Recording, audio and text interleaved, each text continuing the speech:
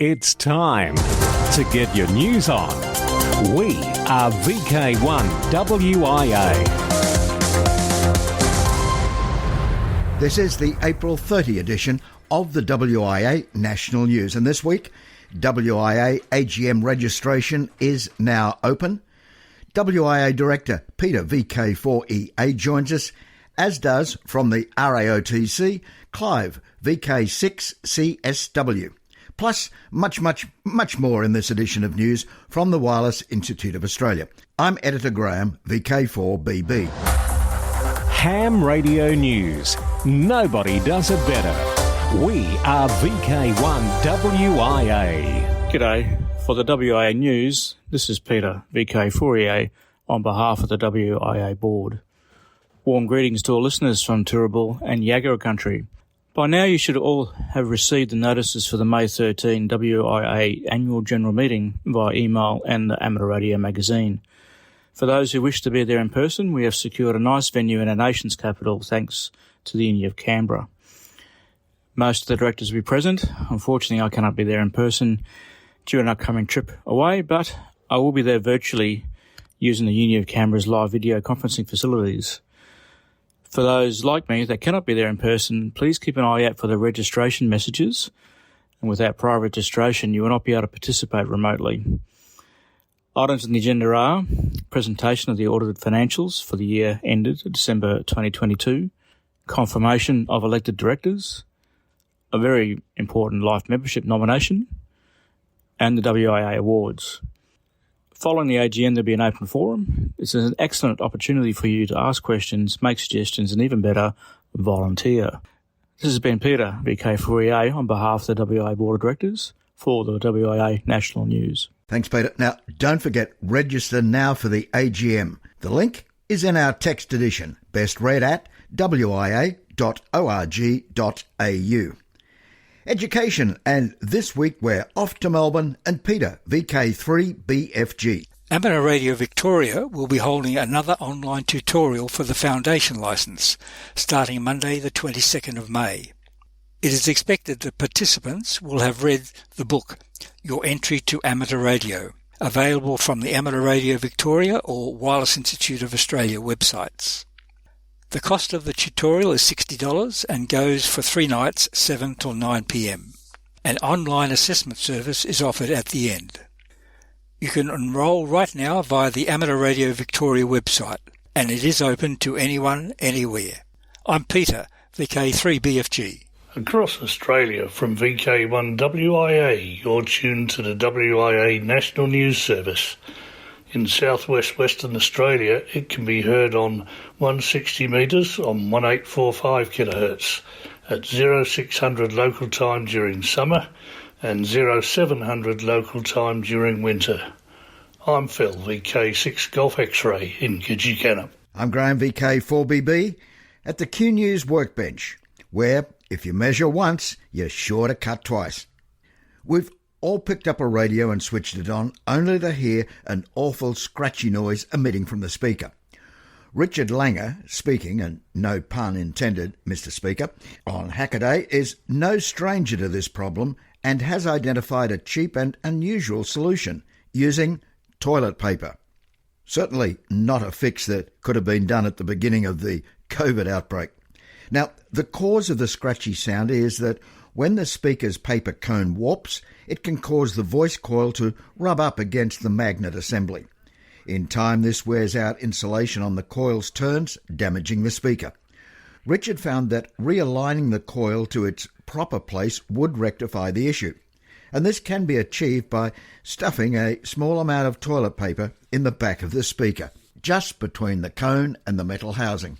To identify the right spot to put the paper, one simply presses on the back of the speaker lightly with a pen while listening out for the scratchy sound to stop.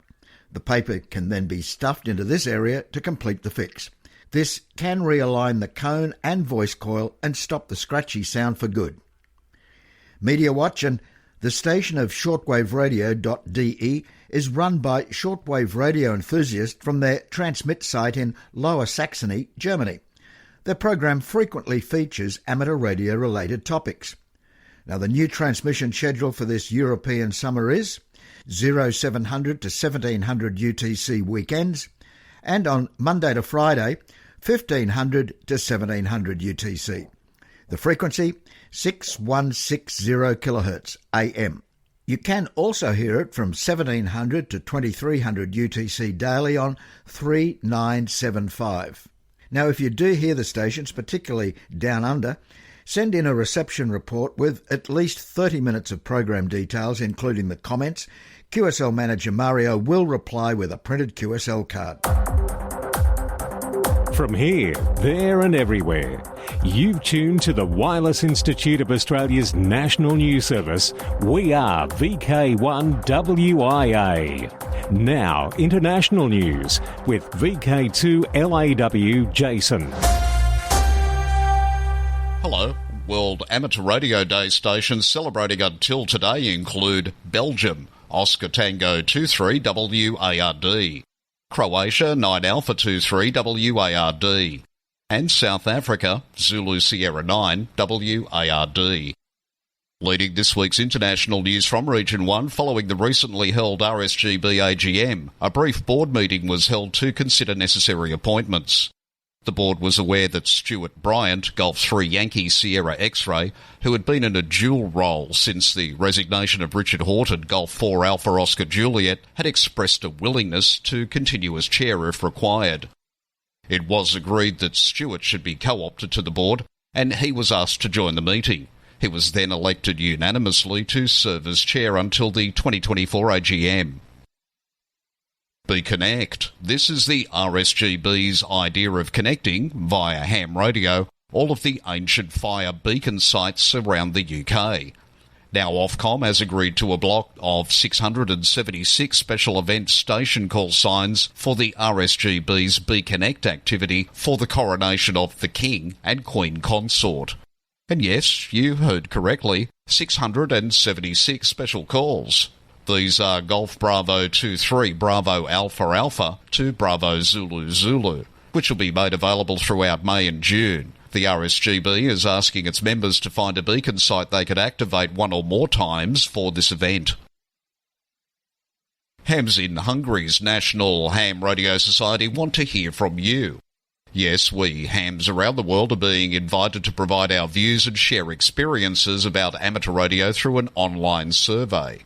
The short survey asks questions about your personal preferences and radio history, but also wants to know what your priorities are, whether it's your operating preferences, your expectations from membership in a national society, or the roles you think a local club should have. There are also questions about whether you know very many active younger operators. The Society is interested in having the survey responses in time for the Youngsters on the Air Region 1 camp, which it's hosting in August in Hungary. The group would also like to present the survey results at the IARU General Conference in November.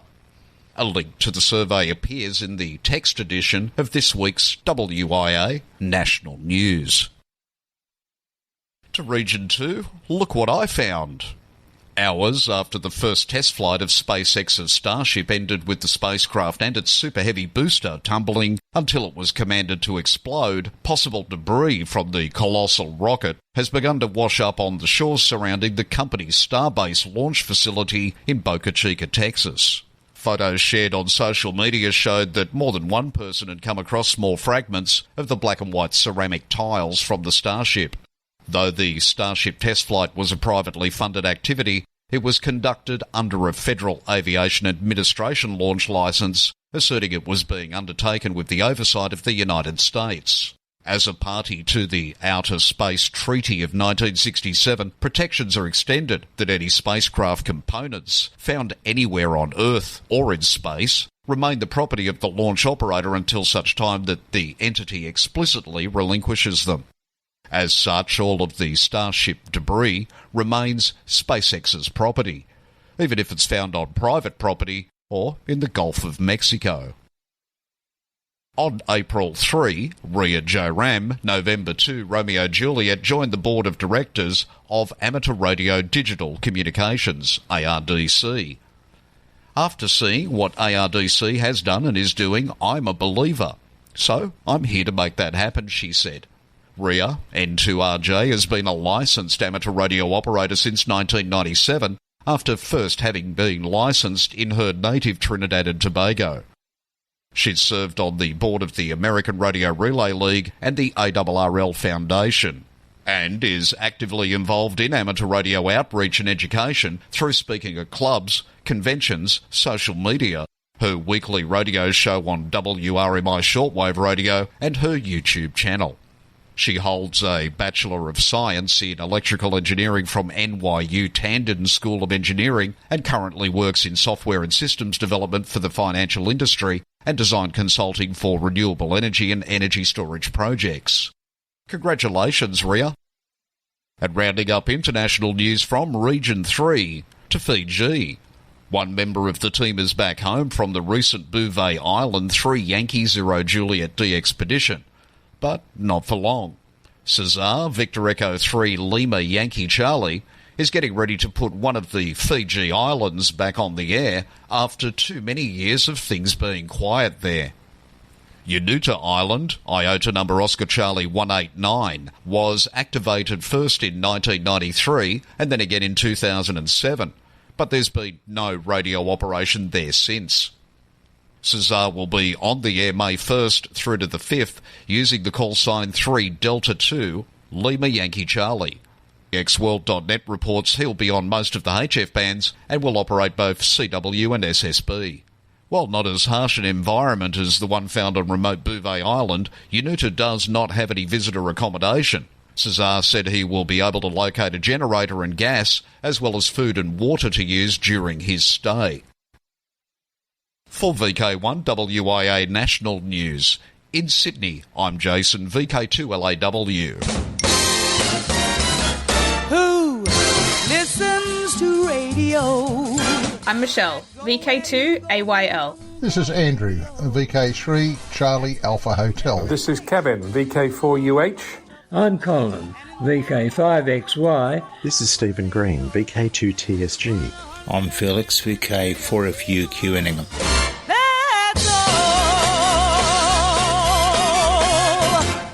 We are VK1WIA. Now, operational news with VK4FUQ. Felix. Hello there. Now, contest-wise, May 6th, next Saturday, Harry Angel Memorial Sprint, 10 hours UTC to 11:46 UTC. May 2021, Don Edwards Memorial Slow Morse Contest, 80-metre section, Saturday 20th from 6 to 9 p.m. AEST. 40-metre section, Sunday 21st from 1 to 4 p.m. AEST. June 24-25, Winter VHF UHF Field Day. 0100 hours UTC Saturday 24 to 0059 hours UTC Sunday 25. NVK6 add 3 hours on to start and end times. June weekend prior to the second Monday of June, VK Shires. QRP Day happens June 17. WIA UHF World Championship Contest takes place the second full weekend of July, beginning 1200 hours UTC Saturday and ending 1200 hours UTC Sunday, July 8 and 9.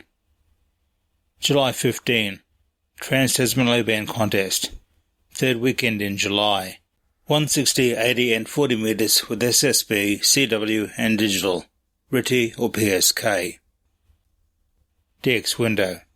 These Aussie special calls on air are worth listening for. VI 2023 HRH, 1st to 31st of May, celebrates the coronation of King Charles III.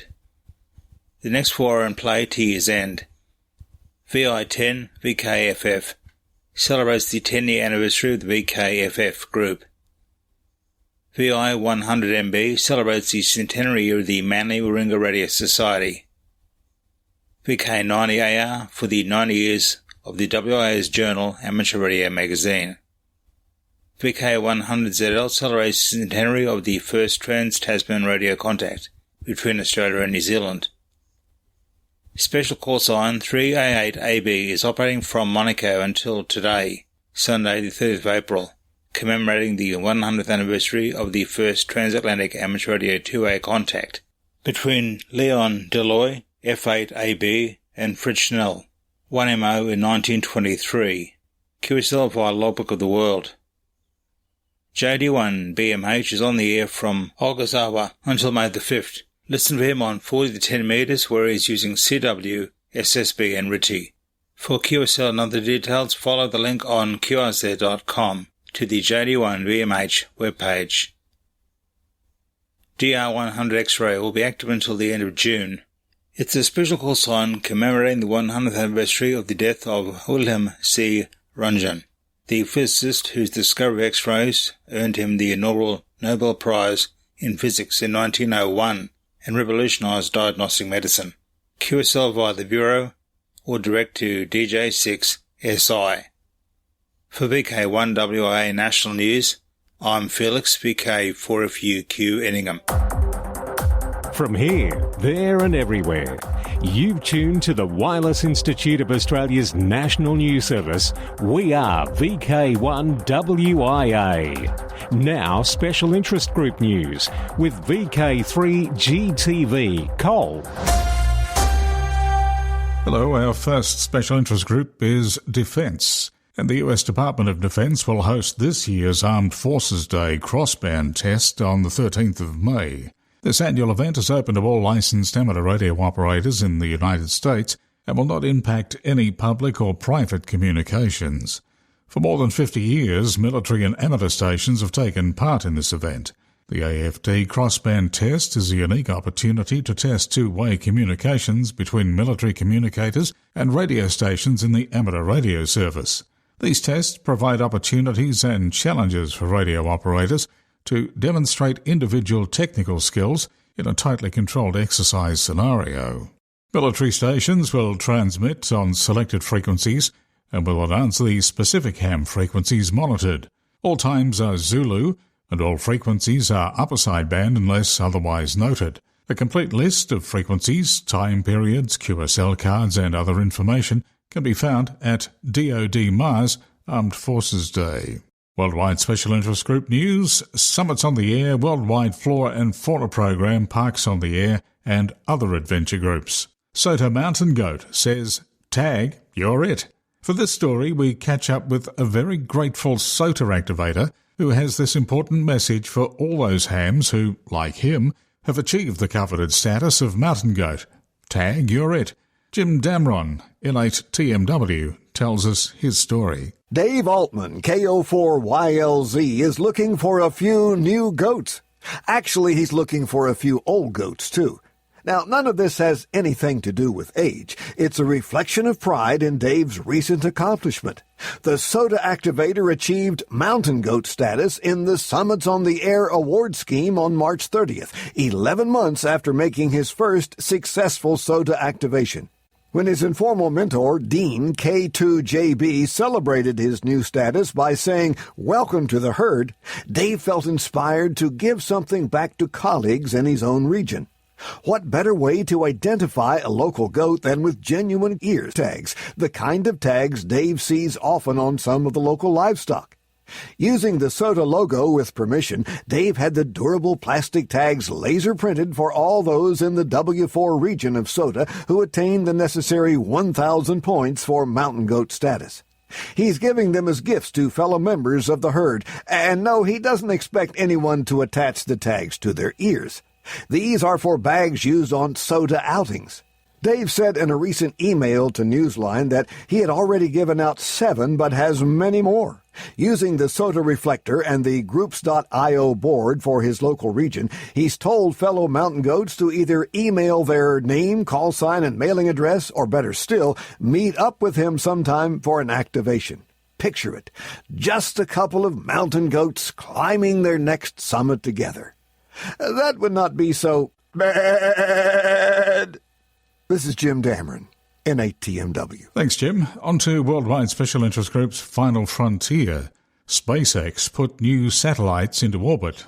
The SpaceX Falcon 9 Transporter 7 mission has placed these satellites carrying amateur radio into orbit and have been added to the AMSAT NA TLE distribution list. KilixSat, uncoordinated frequency, 436.900 MHz. Serbi IARU coordinated frequency, 437.250 MHz. Inspire Sat 7, IARU coordinated frequencies, 435.2002 MHz and 437.4100 MHz. Rosie CubeSat 1, IARU coordinated frequency, 436.8252 MHz. TLEs, or two-line elements, often referred to as Keplerian elements or KEPs in our amateur community, are the inputs to most amateur tracking programs, and weekly updates are completely adequate for most amateur satellites. TLE bulletin files are updated Thursday evenings around 2300 UTC, or more frequently if new high-interest satellites are launched. Still on space news, and Nokia and NASA to put wireless service on the Moon. A whole new wireless network of sorts is being looked at for the Moon. An LTE/4G network destined for the Moon is expected to launch on board a SpaceX rocket when the bugs are ironed out, according to plans from the Finnish telecommunications giant Nokia. According to reports on CNBC, it's part of a partnership with NASA that envisions the creation of the first colony on the lunar surface. A message on Nokia's webpage states that the network will be designed to support the transmitting of telemetry, biometrics, and sensing applications, and will also be available for HD video and robotics. Nokia states that the high-bandwidth network will be a vital tool in NASA's plan for so-called sustainable exploration of the Moon.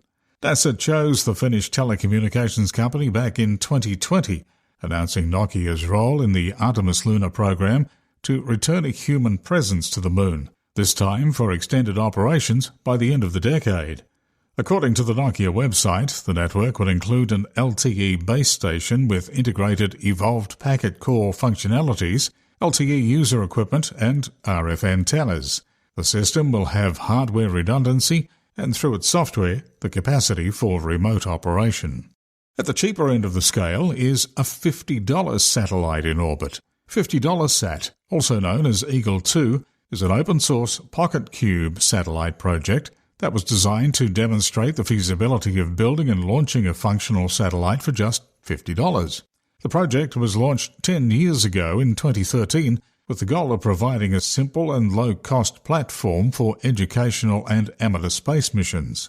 $50sat is equipped with a basic communications system, including a UHF-VHF transceiver, a microcontroller, and a simple power system. The satellite is based on a modular design which makes it easy to modify and customize for different missions. One of the key innovations of $50sat is the use of commercial off-the-shelf components, such as a cell phone battery and a Bluetooth module, all of which helps to lower costs. The satellite also leverages a number of open-source hardware and software tools, making it easier for others to build their own satellites based on the $50sat design. Worldwide Special Interest Groups Maritime, an historic event. Amateur radio is about to commence from the historic warship HMAS Vampire, located at the Australian National Maritime Museum in Sydney's Darling Harbour. The HMAS Vampire radio room team will consist of 7 amateur radio operators, all ANNM volunteers, on 7050 kHz CW and 7150 kHz SSB, all days except Sundays during the normal operating hours of the museum. Listen out for the call sign, VK2VMP. This new partnership with the museum also provides an excellent opportunity for visitors to see the ship and experience the world of amateur radio. HMAS Vampire is a daring-class destroyer which was commissioned in 1959 and served in the Royal Australian Navy until 1986. Worldwide Special Interest Groups, Radio Amateur Old-Timers. And Clive, VK6CSW, is here to remind us that tomorrow, being the first Monday of the month, means it's time for the Radio Amateurs Old-Timers Club to go to air. Hello everyone, this is Clive, VK6CSW. This month, instead of the usual broadcast, we will offer an historical broadcast from years past by Alan Doble, VK3AMD. The usual news and information will be broadcast next month. Everyone, RAOTC members and non-members alike, is most welcome to listen to the programme and to join in the callbacks afterwards. Full details of all transmission times and modes can be found on the RAOTC website at www.raotc.org.au or just Google RAOTC broadcasts. If none of the transmission times suit you, you can download the audio file at any time from today from the club website. Members and friends of the RAOTC in Perth are reminded that the next lunchtime meeting at the new venue, the Woodbridge Hotel, East Guildford, will be held on Tuesday, May the 9th. All are welcome, and further details are published on the club's website. Once again, tune in tomorrow for the May RAOTC Bulletin. Enjoy the programme, and please join in the callbacks afterwards. 7-3 from Clive, VK6 CSW. Thanks, Clive. And from the old-timer to the young-timer, Alec, VK2APC, and Radio Amateur Young-timers, Yoda. Thank you, Cole.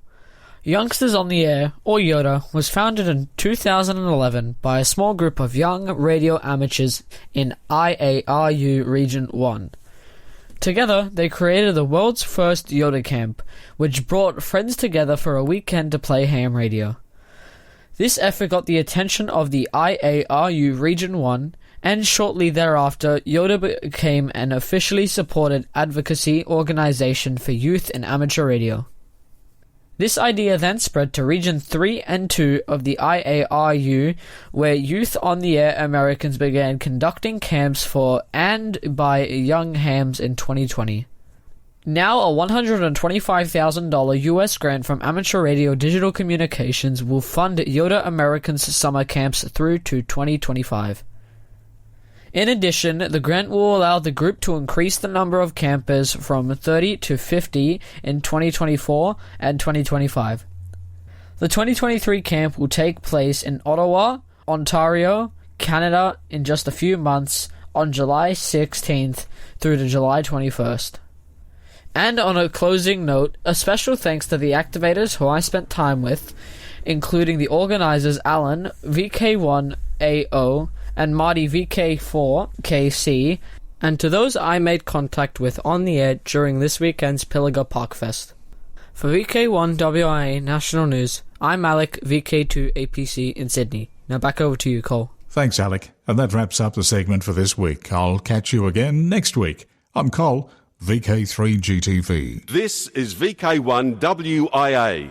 All points of contacts from today's news stories are to be found in print when you read the web editions, www.wia.org.au. 2023 social scene, and clubs are welcome to submit text with audio for this section.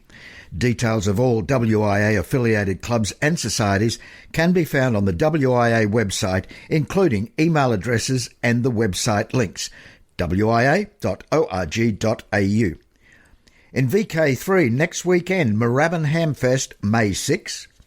For the whole of VK, but it's happening in Canberra, the WIA AGM, May 13 at 10:30am Australian Eastern Standard Time.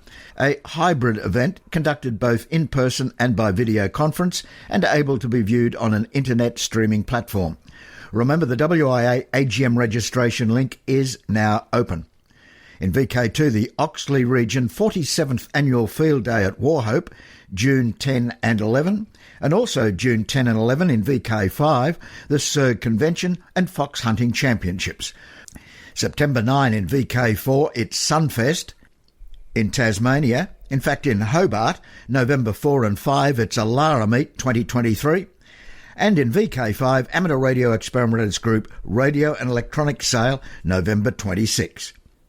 Now, WIA news rebroadcasters often give shortwave listeners a welcome to the broadcast as they commence callbacks straight after the local news. Now, local news follows the national news in all states, and it would be great if those shortwave listeners would email their reception reports and location, and I'll give you this address. It's an email, callbacks@wia.org.au. That's callbacks@wia.org.au. Now, until we meet again, remember to give it 100%, unless you're donating blood. I'm Graham, VK4BB. Walk softly. From Australia, This has been the Wireless Institute of Australia with the weekly news service. This broadcast is in text, audio and video and is accessed on wia.org.au. Courtesy of Bevan, VK5BD's ATV and YouTube channel, this has been WIA National News. We're back now, live and local, and your voice, your callbacks. And don't forget, tick like.